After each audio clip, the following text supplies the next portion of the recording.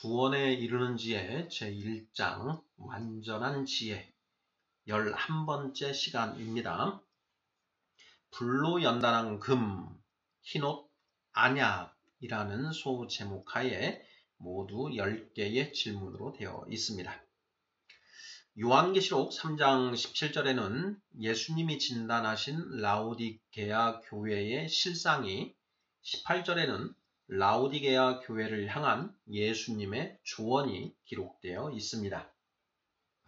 1번, 라오디게아 교회는 예수님을 그리스도로 믿고 성령을 받은 상태인가요? 2번, 라오디게아 교회의 실상이 어떻다고 하시나요? 3번, 라오디게아 교회가 가난하다고 하십니다. 가난하다는 것이 무슨 의미인가요? 4번, 내게서 불로 연단한 금을 사서 부요하게 하라고 하십니다. 금은 무엇을 가리키나요? 5번, 베드로전서 1장 7절의 금과 같은 것인가요? 다른 것인가요? 6번, 벌거벗었다고 하십니다. 무슨 의미인가요? 7번, 흰옷을 사서 입어 벌거벗은 수치를 보이지 않게 하라고 하십니다.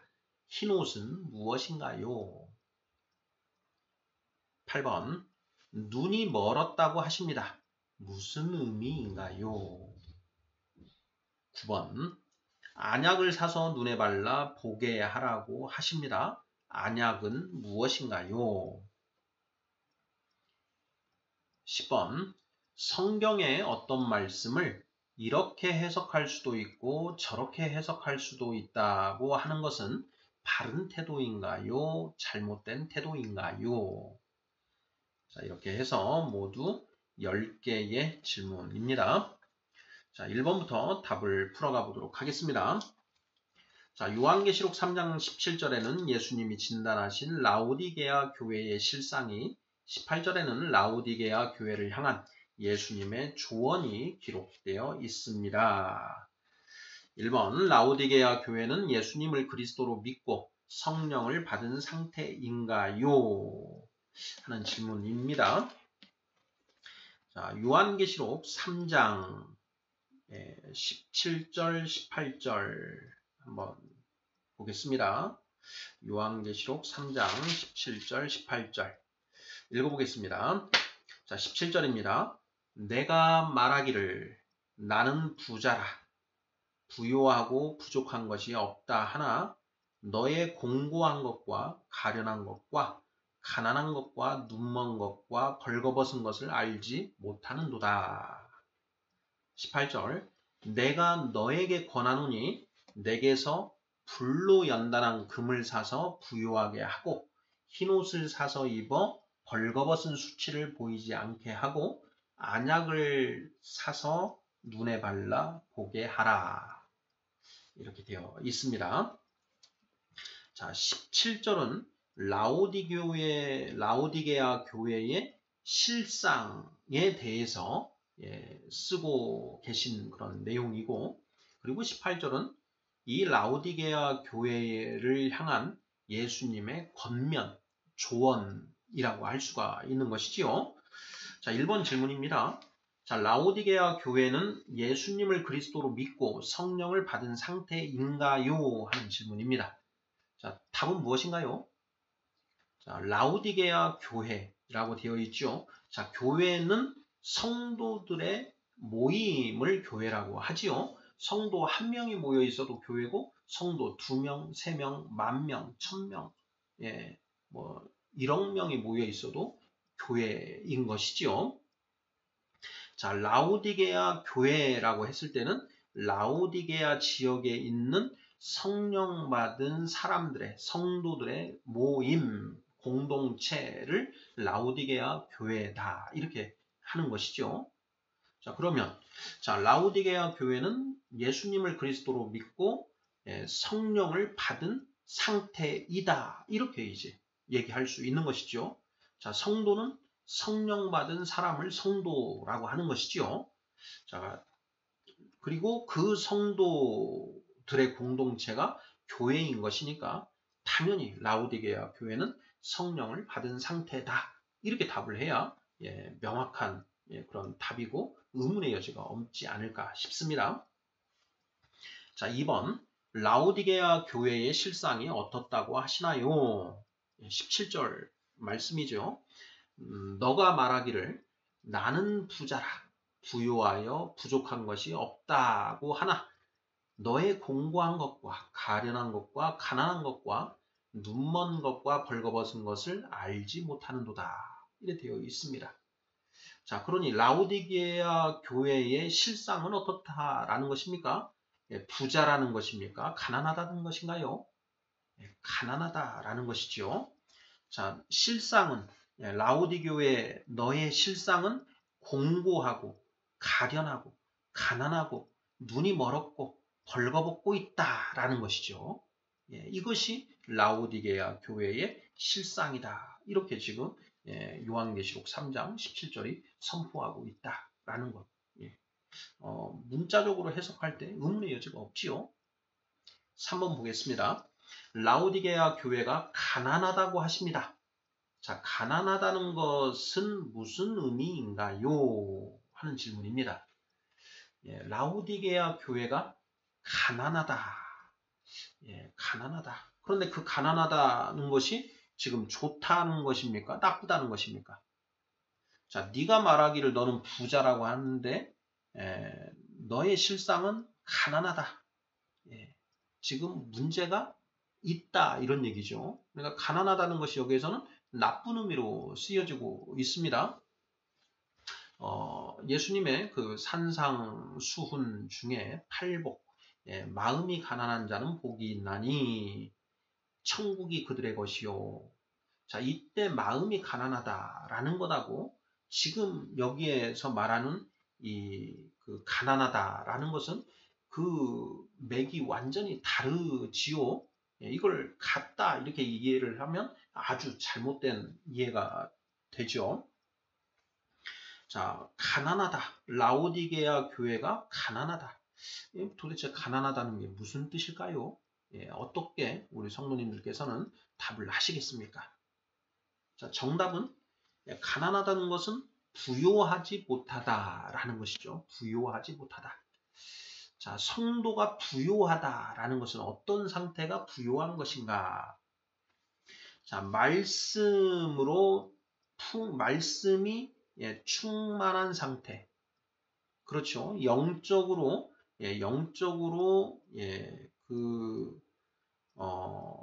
충만한 어떤 그런 상태, 진리로 충만한 상태가 부유한 그 부자 상태인 것이고, 말씀이 그 충만하지 못하고, 진리도 충만하지 못하고, 영적으로도 이 피폐한 상태, 이것이 바로 이제 성경이 이야기하는 그런 가난한 그런 상태인 것이죠. 자, 너의 공고한 것과 가련한 것과 가난한 것과 눈먼 것과 벌거벗은 것, 이렇게 이제 예수님은 라오디게아 교회를 진단하고 계시는 것이죠. 라오디게아 교회가 가난하다고 하십니다. 가난하다는 것은 무슨 의미인가요? 말씀이 풍성하지 못하다. 이런 맥락으로 답을 하면 거의 틀림없지 않을까 싶습니다. 4번 문제 보겠습니다. 내게서 불로 연단한 금을 사서 부요하게 하라고 하십니다. 금은 무엇을 가리키나요? 자, 내게서 불로 연단한 금을 사서 부요하게 하라. 라오디게아 교회야, 너의 실상은 지금 가난하기 짝이 없다. 그러니 나에게서 불로 연단한 금을 사서 부요하게 하라.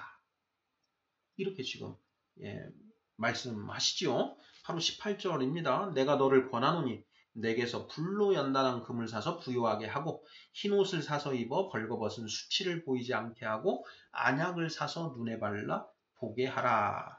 이렇게 예수님이 라오디게아 교회에 권면하고 계시지요. 자, 여기에서 불로 연단한 금을 사라고 하시는데 불로 연단한 금, 이게 무엇인가 하는 그런 질문입니다. 5번 질문에 보면 베드로전서 1장 7절의 금과 같은 것인가요? 다른 것인가요? 이 질문이 되어 있습니다. 자, 베드로전서 1장 7절 읽어보겠습니다.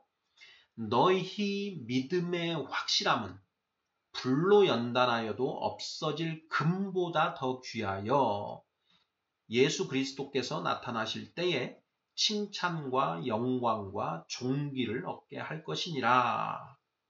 이렇게 지금 이제 표현되고 있습니다.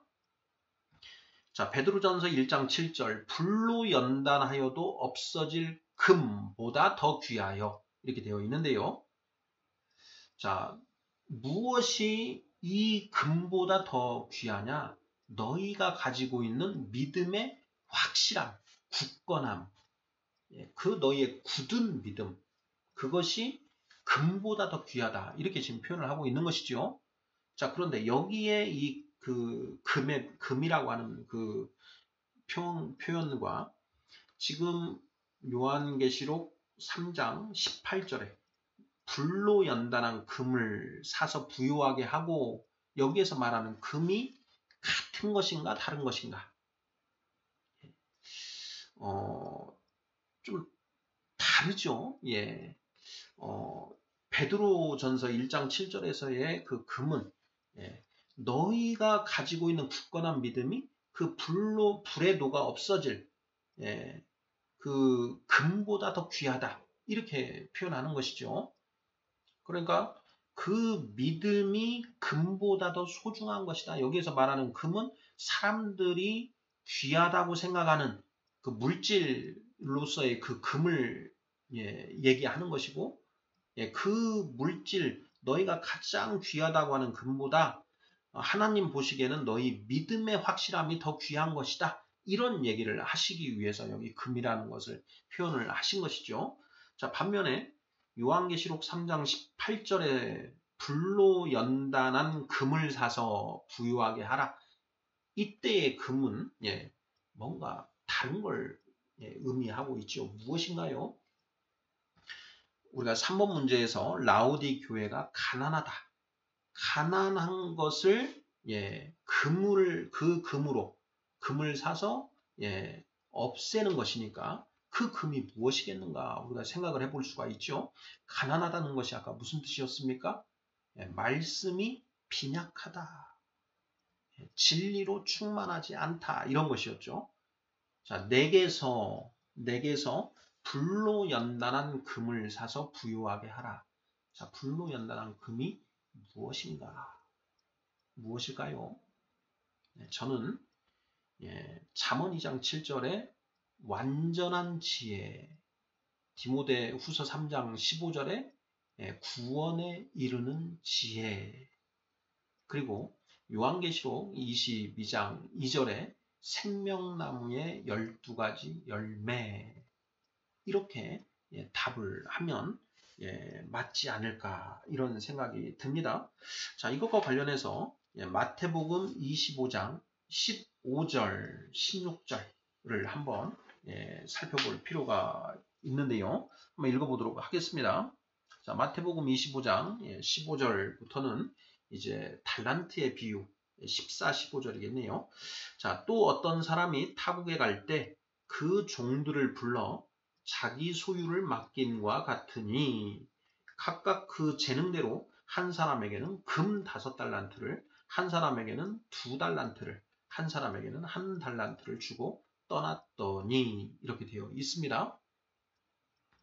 자, 어떤 사람이 타국에 갈 때 그 종들을 불러 자기 소유를 맡겼다 이렇게 되어 있죠. 자, 여기에 어떤 사람은 누구를 가리키나요? 바로 예수님을 가리키죠. 타국에 갈 때, 타국은 어디를 가리키나요? 하나님 우편, 하늘나라죠. 하늘나라. 자, 그 종들을 불러. 종들은 누구인가요? 예수님의 사도들, 예수님의 일을 하는, 하나님의 일을 하는 그 사도들을 불러서 자기 소유를 맡겼다라는 것이죠. 예수님의 소유를 맡겼다. 자, 예수님이 소유하고 계시는 게 무엇인가 이건데요. 각각 그 재능대로 한 사람에게는 금 5달란트, 한 사람에게는 금 2달란트, 한 사람에게는 금 1달란트를 주셨다. 자, 예수님이 자기가 가지고 있는 그 소유가 무엇이냐? 바로 금이다. 금을 5달란트, 2달란트, 1달란트 주셨다라는 것이죠. 자, 여기에서 자, 예수님이 자, 여기 어떤 사람이 그 종들에게 준 것은 무엇인가요? 이렇게 했을 때 대뜸 답을 달란트요 이렇게 답을 하면 땡입니다. 땡이지요. 예, 정답은 금입니다. 금. 예수님이 금을 주셨다. 자, 그 금이 무엇인가 하는 것이 우리가 묵상해야 할 대목이죠. 자, 그 금이 무엇인가요? 자, 예수님이 소유하고 계신 것. 예수님이 소유하고 계신 것. 자, 요한복음에서 자, 예수님이 제자들에게 주신 것이 무엇인가? 내가 천국 복음, 하나님 나라의 복음을 전하기 위해서 왔나니 이렇게 예수님이 말씀하시죠. 이것은 마태복음과 누가복음, 마가복음과 누가복음의 병행구절로 그렇게 예수님이 선언하신 그런 내용이고, 요한복음에서는 내가 너희에게 이르는 말은 내 말이 아니요 아버지가 나에게 명령하신 그 말씀이다. 너희에게 전하라고 명령하신 그 말씀을 내가 그대로 전하는 것이다. 이렇게 말씀하십니다. 자, 예수님이 소유하고 계시는 것이 무엇인가? 그것은 하나님의 말씀인 것이죠. 예수님이 곧 하나님의 말씀이시면서 그 하나님의 말씀을 종들에게 나누어 주시는 것이다. 그러니까 그 금은 곧 말씀이다. 말씀 중에서도 핵심 진리다. 핵심 진리. 완전한 지혜, 구원에 이르는 지혜, 생명나무의 12가지 열매. 그건데 그 금을 한 사람에게는 5달란트, 한 사람에게는 2달란트, 한 사람에게는 1달란트를 주셨다라는 것이죠. 왜 이렇게 차별을 하셨느냐? 답이 나오죠. 그 재능대로 그 알아듣는 그 정도에 따라서 이 종은 잘 알아들으니 5달란트를 받은 거죠. 그리고 이쪽 종은 2달란트를 받은 것이고 또 이 종은 1달란트를 받은 것이죠. 자, 그러니 자, 어떤 사람이 종들에게 준 것은 무엇입니까? 정답은 금이다. 그런데 그 금이 결국 무엇을 상징하느냐? 하나님의 말씀, 구원에 이르는 지혜, 완전한 지혜, 이것을 의미한다. 이렇게 풀어가는 것이 맞지 않은가 싶습니다. 우리 성도님들 그 의견은 어떠신지요? 자, 4번 문제. 내게서 불로 연단한 금을 사서 부유하게 하라고 하십니다. 금은 무엇을 가리키나요? 완전한 지혜, 구원에 이르는 지혜, 생명나무의 12가지 열매, 핵심 진리, 이런 맥락으로 답을 하면 맞지 않을까 싶고요. 자, 5번 문제. 베드로전서 1장 7절의 금과 같은 것인가요? 다른 것인가요? 정답은 다른 것이다. 자, 6번. 벌거벗었다고 하십니다. 무슨 의미인가요? 벌거벗었다. 라오디게아 교회 너가 부자라, 부요하여 부족한 것이 없다고 하는데 내가 보니 너는 벌거벗었다. 물질적으로 벌거벗었다라는 것인가요? 영적으로 벌거벗었다라는 것인가요? 영적으로 벌거벗었다라는 것이지요. 자, 영적으로 벌거벗었다라는 것이 도대체 무슨 뜻인가? 로마서 13장 14절. 오직 주 예수 그리스도로 옷 입고 정욕을 위하여 육신의 일을 도모하지 말라. 이렇게 말씀되어 있고요. 자, 예수 그리스도의 이름으로 세례를 받은 자마다 예수 그리스도로 옷 입었느니라 하는 말씀도 있지요. 자, 라오디게아 교회는 이미 예수 그리스도를 믿고 예수님의 이름으로 세례를 받은 교회 성도이지요. 자, 세례를 받으면서 예수 그리스도로 옷을 입었습니다. 자, 그때 예수 그리스도 육신이신 예수님이시죠. 우리가 예수님을 관념할 때, 자, 육신으로 오신 예수님, 말씀이신 예수님, 이것을 우리가 항상 동시에 떠올려 봐야 되는데, 예수 그리스도로 옷 입었다 이렇게 되어 있죠. 자, 예수 그리스도를 세례를 받을 때 예수 그리스도로 옷 입었다. 그런데 다시 벌거벗었다라는 겁니다. 예수 그리스도로 옷을 입었는데 그 옷을 지금 벌거벗고 있다. 지금 어떤 상태인지 대략 감이 오시지요? 자, 벌거벗었다고 하십니다. 무슨 의미인가요? 하나님의 말씀으로 옷 입지 않은 상태. 자, 예수 그리스도 육신으로 오신 예수님을 우리가 입고 그리고 또 말씀이신 예수님으로 거듭 우리가 옷을 입어야죠. 자, 예복을 입어야 됩니다. 예복을 입을 때 예복만 벌거벗은 상태에서 예복만 입는 게 아니죠. 그 예복은 이제 자기가 옷을 갖춰 입고 그 맨 위에 두르는 그런 옷 것이죠. 자, 벌거벗었다고 하십니다. 무슨 의미인가요? 자, 하나님의 말씀으로 온전히 옷 입고 있지 않은 그런 상태이다. 이런 맥락으로 답을 하면 맞지 않을까 싶고요. 자, 7번 문제 보겠습니다. 흰 옷을 사서 입어 벌거벗은 수치를 보이지 않게 하라고 하십니다. 흰 옷은 무엇인가요? 흰 옷. 자, 로마서 13장 14절. 오직 주 예수 그리스도로 옷 입고 이렇게 되어 있죠. 주 예수 그리스도로 옷 입고. 오직 주 예수 그리스도로 옷 입고. 로마서 13장 14절. 로마서 13장 14절은 이미 성령 받은 성도들에게 주시는 말씀이지요. 자, 이미 세례를 받을 때 예수 그리스도로 옷 입었는데 또 거기에 예수 그리스도로 옷을 입어라. 말씀으로 계속 옷을 입어야 된다. 이런 얘기죠. 자, 마태복음 22장 11절 12절 그 혼인잔치의 비유 끝에 이런 대목이 나옵니다. 자, 임금이 손님들을 보러 들어올세 거기서 예복을 입지 않은 한 사람을 보고 이르되 친구여 어찌하여 예복을 입지 않고 여기 들어왔느냐 하니 그가 아무 말도 못하거늘 이렇게 되어 있죠. 자, 이 친구가 예복을 입지 않고 혼인잔치에 들어왔다가 이 임금에게 딱 걸려서 끌려 나가서 옥에 갇혀서 이를 갈며 울게 되지요. 예복을 입지 않고 들어왔다. 자, 예복을 입으라. 흰 옷을 사서 입어 벌거벗은 수치를 보이지 않게 하라. 요한계시록을 살펴보면 이제 하늘나라에 있는 영들이 이 흰 옷을 입고 있지요.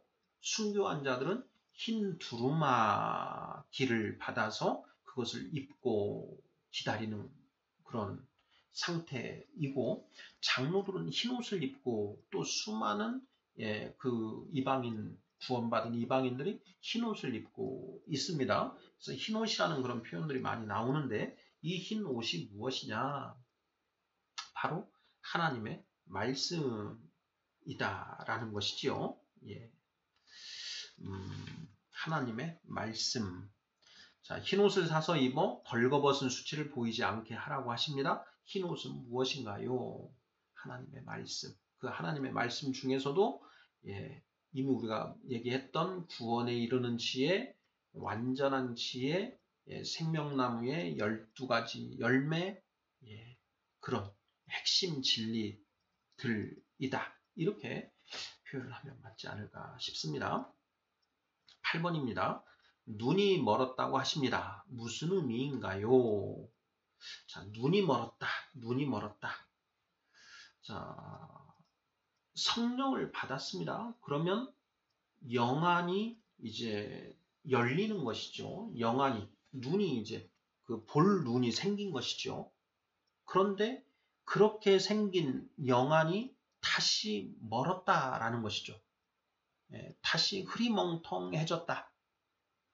그러니까 성령을 받음으로써 우리 안에 영안이, 마음의 눈이 이제 열리게 된 것인데, 그 열렸던 눈이 지금 어떤 비늘이 또 이렇게 껴서 앞을 보지 못하는 그런 상태.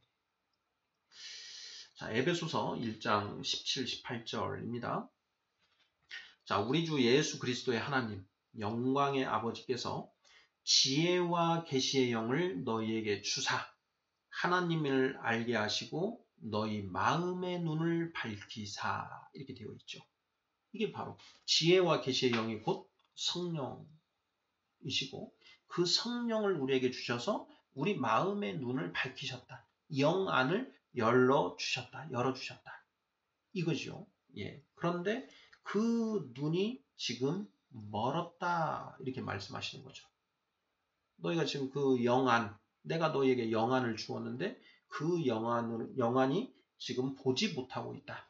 이런 표현인 것이지요.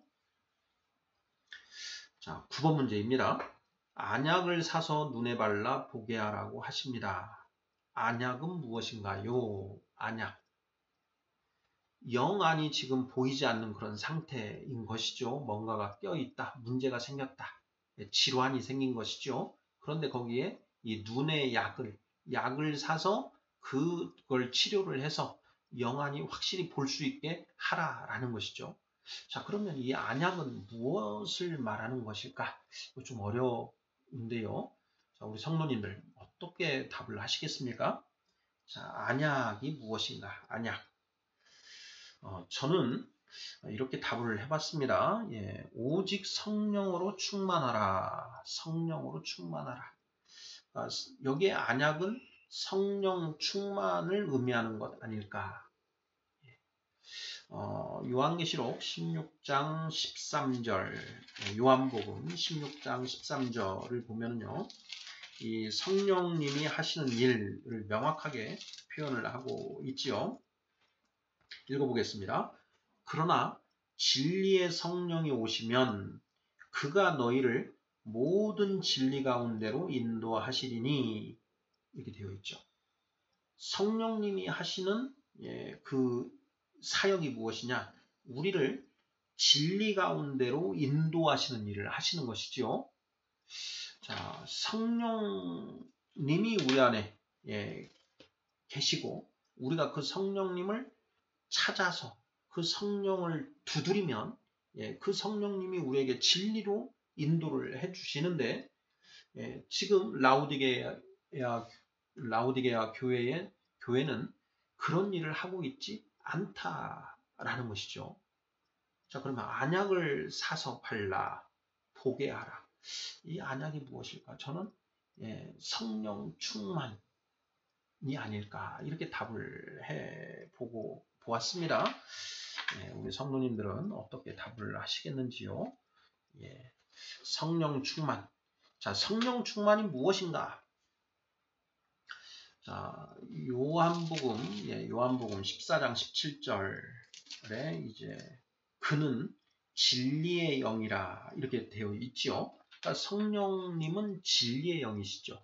그리고 우리가 그 에베소서 1장 17, 18절에서 본 것처럼 성령님은 지혜와 계시의 영이시죠. 자, 그는 진리의 영이라. 그러면 성령 충만하다는 것은 진리로 충만하다라는 것이고, 자, 진리는 하나님의 말씀이지 않습니까? 그러니까 말씀으로 충만한 것이다. 그래서 성령 충만은 곧 진리 충만이요, 곧 말씀 충만이다. 이렇게 우리가 이해를 하는 것이 딱 적확하지 않은가, 이런 저는 묵상을 하고 있는데요. 성령 충만, 안약이 곧 성령 충만, 진리 충만, 말씀으로 충만한, 이것을 의미한다. 이렇게 이해를 하면 어떨까 싶습니다. 자, 마지막 10번입니다. 자, 성경의 어떤 말씀을 이렇게 해석할 수도 있고 저렇게 해석할 수도 있다고 하는 것은 바른 태도인가요? 잘못된 태도인가요? 하는 질문입니다. 자, 정답은 무엇인가요? 자, 성경 말씀을 이렇게도 해석할 수 있고 저렇게도 해석할 수 있다. 예, 이런 태도가 그걸 그걸 받아들이는, 그걸 수용하는 것이 바른 태도인가 잘못된 태도인가 하는 그런 질문입니다. 자, 정답은 무엇인가요? 네. 자, 적용하는 방법은 여러 가지가 있을 수 있다. 하지만 올바른 해석은 오직 하나뿐이다. 맞는 말입니까? 틀린 말입니까? 맞는 말이죠. 올바른 해석은 하나다라는 것이죠. 우리가 말씀을 계속해서 묵상을 하는 이유가 무엇이냐? 올바른 의미를 계속 이제 찾아가는 것이죠. 그 말씀을 우리가 읽었을 때, 이렇게 생각해 볼 수 있는 게 처음에 이런 생각이 들었는데, 계속 이제 성경 전체를 통관하고, 성경 말씀을 더 풍성하게 알아감으로써, 내가 이때 이렇게, 처음에 이렇게 이해했는데, 내가 이걸 잘못 이해했네. 하고, 그것을 이제 온전히 교정을 해 나가죠. 자, 그렇게 교정을 해 나가서, 정말 이제는 누구도 문제 제기를 할 수 없는 올바른 그런 답에 도달하는 것. 그것이 바로 이제 묵상을 하는 이유이자 목적인 것이고, 그런 의미에서, 그런 의미에서 보면 올바른 답은 하나다. 그래서 어떤 말씀을 이렇게 해석할 수도 있고 저렇게 해석할 수도 있다. 이렇게 이야기하는 것은 그것은 잘못된 태도다라는 것입니다. 예. 이것을 우리가 명확하게 해야만 성경을 제대로 이해할 수 있다라고 이렇게 생각을 해 봅니다. 진리는 누가 들어도 고개가 끄덕끄덕해지는 게 진리다. 시골 농부가 들어도, 그리고 어린아이가 들어도 그러네요 하고 고개를 끄덕끄덕 할 수 있는 그것이 바로 진리다. 그것을 우리가 생각하면서 적용하는 방법, 하나의 말씀을 우리가 적용은 여러 가지로 해볼 수가 있지만 올바른 해석은 오직 하나다. 그 올바른 해석을 찾아가기 위해서 우리는 끊임없이 노력해야 된다라는 것. 이것만큼은 좀 명확하게 해야 되지 않을까 싶습니다. 또 물론 이제 그 어떤 말씀 중에 이제 그 본질에 해당되는 말씀이 있고 비본질에 해당하는 그런 말씀이 있습니다. 자, 비본질적인 문제에 대해서는 그런 뭐 이렇게 해석했다라고 해서 꼭 그것을 뭐 틀렸다 이렇게 몰아붙일 필요는 없는 것 같습니다. 아주 중요한 그런 본질적인 것에 있어서 이제 명확하게 하고 모두가 동의를 하는 어떤 이것이 이제 중요한 것이다. 예. 그리고 내가 이 말씀을 잘못 이해하고 있을 수 있다라고 하는 그 가능성을 항상 열어두고 있어야 된다라는 것이죠. 뭐 저만 해도 제가 이 말씀을 묵상해 가면서 그때 내가 잘못 생각했었네 하는 그런 그 생각을 할 때가 뭐 다반사거든요. 그래서 항상 두려운 마음으로 이 말씀을 대하고 항상 누구나 다 수긍할 수 있는 그런 그 의미를 찾아가기 위해서 끊임없이 연구, 묵상, 노력하는 그런 것이 우리에게 필요하지 않을까 이렇게 생각을 해 봅니다. 자, 구원에 이르는 지혜 제1장 완전한 지혜 11번째 시간으로 불로 연단한 금, 흰옷, 안야에 대해서 살펴보았습니다. 자, 불로 연단한 금은 하나님의 말씀, 성경 66권 말씀 중에 핵심 진리에 해당하는 것을 이제 불로 연단한 금이다. 이렇게 순금이죠. 불로 연단한 금이라는 건 순금, 정금, 그러니까 최고로 귀한 말씀이다. 이걸 이제 우리가 알 수 있고요. 자, 흰 옷은 무엇이냐? 자, 말씀으로 우리가 옷 입어서 거룩해지는 것이다. 자, 안약은 무엇이냐? 성령 충만이다. 성령으로 충만한 것. 성령 충만이 무엇이냐? 진리 충만, 말씀 충만이다. 진리로 충만한 것. 내 안에 거짓 것들은 모두 내버리고 오직 그 진리가 내 안에 충만하게 역사하는 그런 상태. 오순절 성령 강림 사건 때 그 성령을 받은 그 사도들이 진리로 충만해져 있는 것이죠. 그 진리가 그들이 지금 의문을 가지고 뭐 있었던 그런 부분들이 명확해지면서 그 명확해진 그 내용으로 이 전부가 이 충만하게 그것이 가득 차 있는 그런 상태에서 진리를 전하게 되는 그런 상태. 바로 그것이 그 성령 충만, 진리 충만의 그런 어떤 상태다. 그것을 안약이라고 이렇게 표현하고 있는 것 아니겠는가 하는 내용들 살펴보았습니다. 아멘.